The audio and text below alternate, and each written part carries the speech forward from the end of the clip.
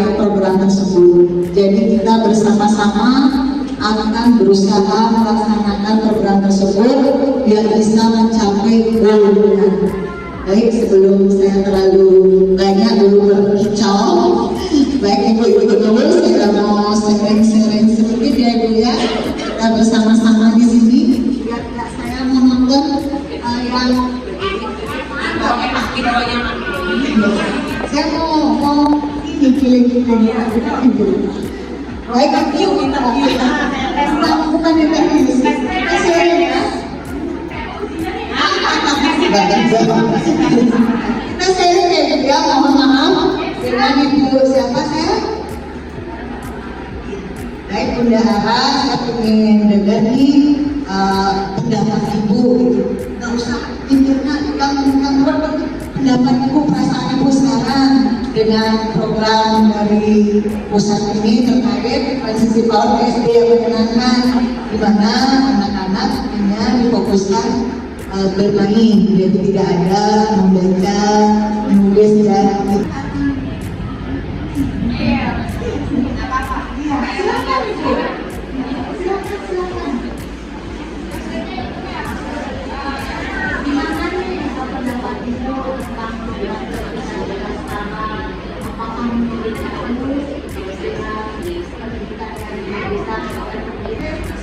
sebelumnya ada gaya di mana ada diajarkan baca, menghitung, menghafal, gitu.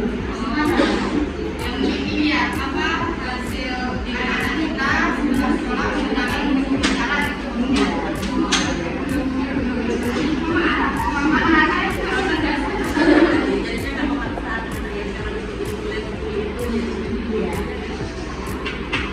apakah itu menurut ibu secara pribadi, apakah itu lebih menyenangkan, lebih merasa tepat untuk ibu atau bagaimana?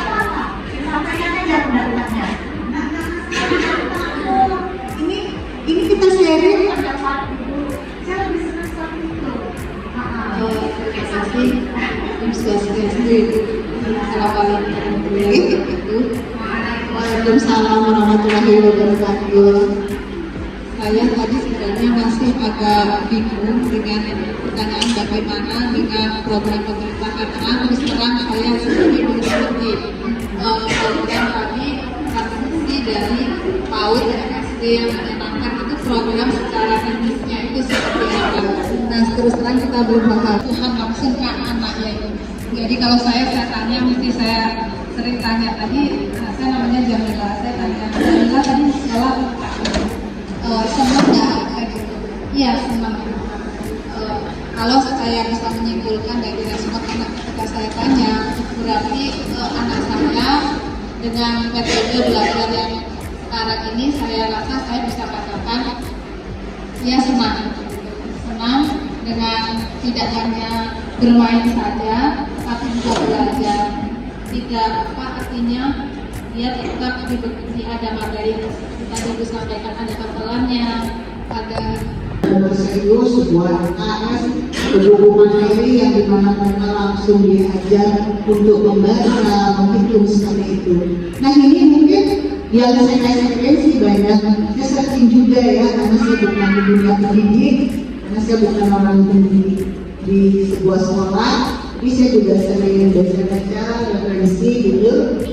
Itu dari Kemendikbud menyampaikan latar belakang membuat program Merdeka Belajar, di mana mungkin ada beberapa para ilmuwan kita, para pendidik kita menemukan krisis belajar para anak-anak kita, di mana dia di usia yang matang, yang memang memerlukan fokus serius untuk belajar, justru di sana daya belajarnya turun.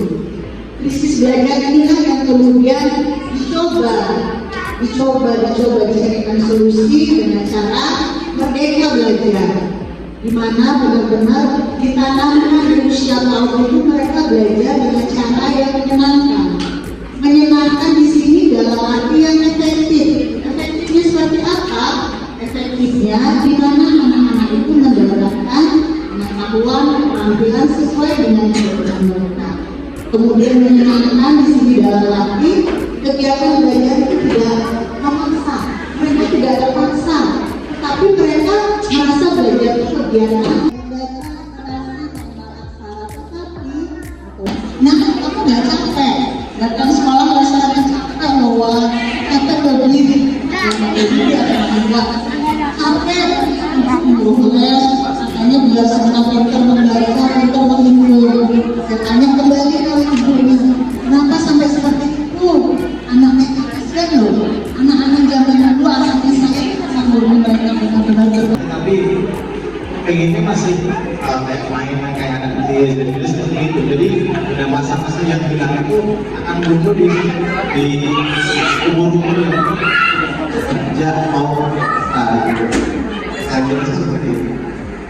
Saya juga setuju sekali seperti itu. Jadi untuk pergaulan itu berarti ya ikuti alur anak-anak gitu. Ayo menulis Asgani, di mana sosok pemilik lokalnya maupun perkembangan motoriknya suatu masa itu. Nah, seperti yang Bapak sampaikan tadi, nanti di mana mereka itu harus sudah fokus belajar, karena masa itu nggak akan kembali. Ketika mereka nggak merasakan itu, nah seperti yang Bapak sampaikan tadi, di mana nanti mereka dihadapkan pada sesuatu yang serius, mereka malah ingin bermain-main. Nah, itulah yang kita harapkan ke depannya. Biarkan fase itu berkembang sesuai dengan fase mereka, dengan sel-sel kognitif di otak mereka, perkembangan otak mereka.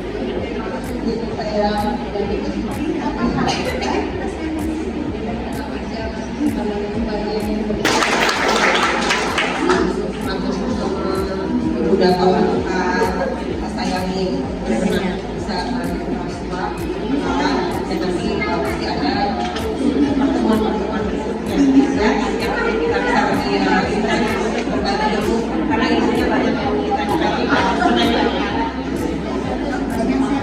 ya jadi mulai saya sedikit menyimpulkan dari ini yang disampaikan ke teman-teman kita kali ini sebenarnya ayo kita sekalian kita kembalikan pola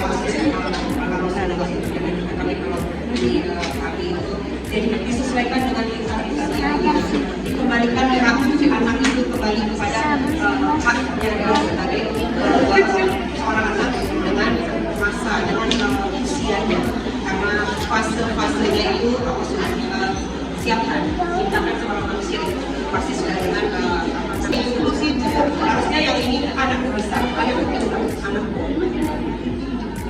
aku yang tahu siapa aku kasih tahu itu dipegang daripada sudah sampaikan itu berbeda sebenarnya kita dibukakan hati pikiran untuk lebih kita pegang intinya sudah kita harus lebih dekat dengan anak lebih tahu karakter anak karena 9 bulan kita yang mengandung bagi berikutnya dia akan kita 24 jam di depan kita itu kita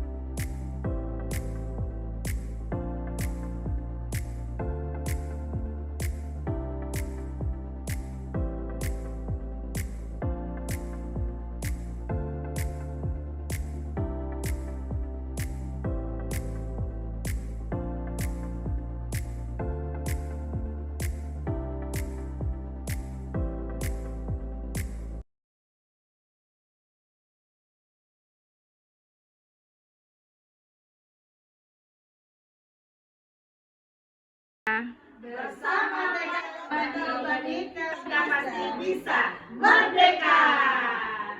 Bersama